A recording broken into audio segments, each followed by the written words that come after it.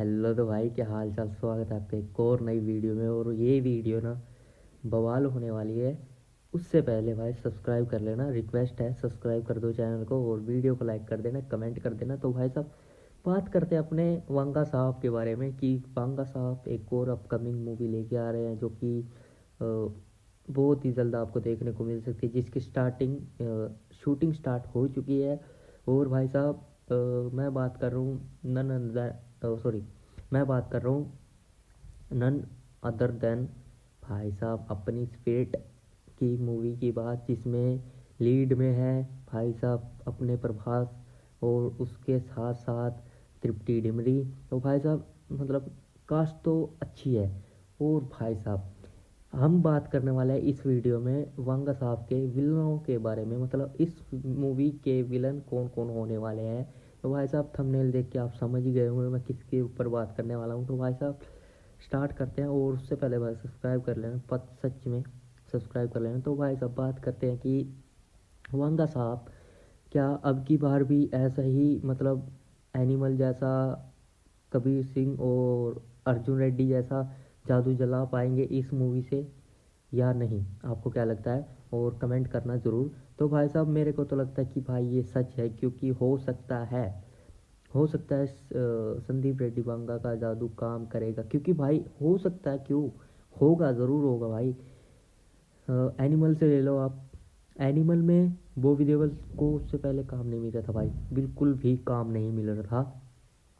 उन्होंने उनको कास्ट किया, क्यों किया उसका एक रीज़न मैं बताता हूँ कि जब मूवी स्टार्ट हो चुकी, ख़त्म हो चुकी, रिलीज़ होने के बाद जब बॉबी देओल का इंटरव्यू होने लगे, मतलब काफ़ी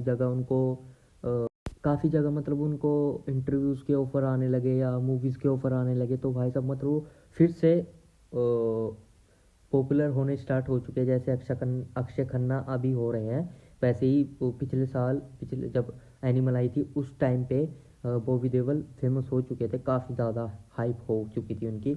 हाइप है वैसे भी, बट उसके बाद एनिमल के बाद काफ़ी ज़्यादा हो गया था भाई।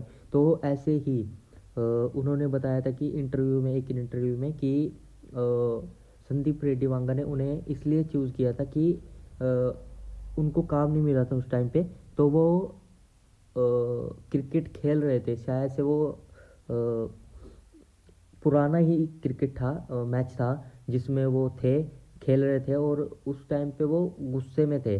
तो उनके फेस एक्सप्रेशन ना उनको वांगा साहब को बहुत अच्छे लगे, मतलब एक्सप्रेशन बहुत अच्छे लगे कि यार ये बंदा एक्सप्रेशन अच्छे दे रहा है कि इस कैरेक्टर के लिए इसको कास्ट करना ज़रूरी है।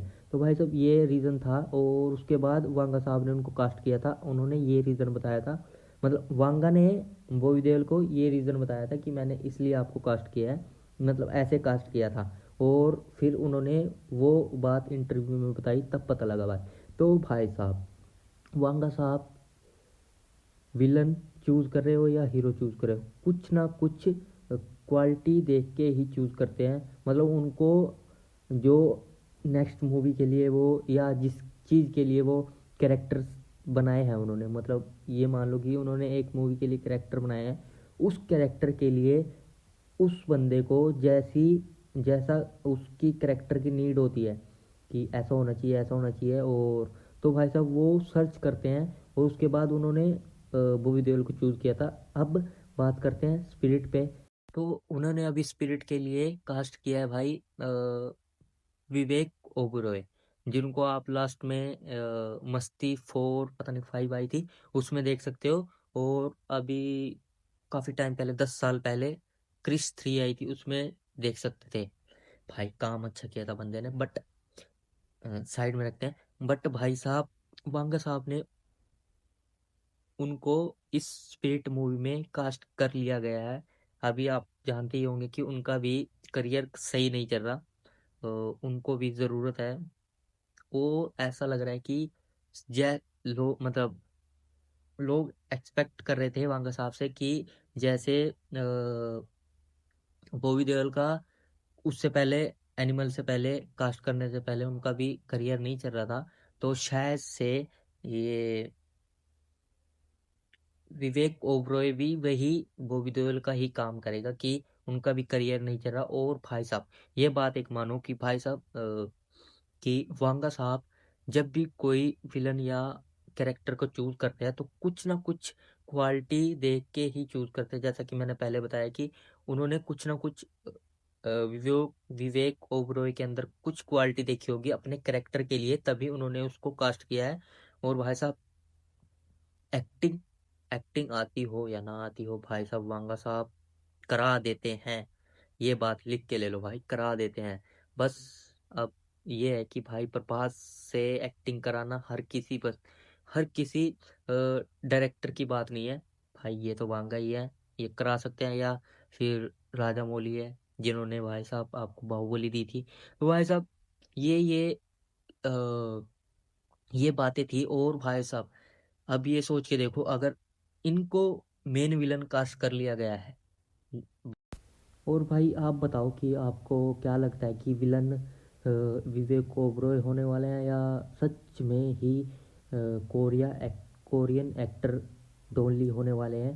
तो भाई साहब आपके कमेंट्स जज कर सकते हैं और शायद से थ्योरी काम भी कर जाए जो मैंने बताई है, या आप आपकी कोई थ्योरी हो कमेंट में बताना ज़रूर। तो भाई साहब मेरे को तो ये लगता है कि मेन विलन तो भाई विवेक ओबरॉय होने वाले हैं, या शायद से साइड कैरेक्टर्स में अभी कोई भी कंफर्मेशन नहीं आई है। बस हाँ मूवी में वो ऑफिशियली कंफर्म है कि मूवी में वो है, क्योंकि ऑडियो क्लिप आई थी जब वांगा साहब ने ऑडियो क्लिप स्पिरिट की जब डाली थी तो उसमें विवेक ओबरॉय थे, उनका नाम था। तो भाई साहब ऐसा लग रहा था कि वो विलन का रोल करेंगे, बट अभी कोई कंफर्मेशन नहीं है। तो भाई साहब वेट करते हैं कि क्या होगा क्या नहीं। तो मैं आप कमेंट करना कि आपको क्या लगता है, वो सब्सक्राइब कर लेना चैनल को, वीडियो को लाइक कर देना। तो नेक्स्ट वीडियो मिलने, बाय बाय।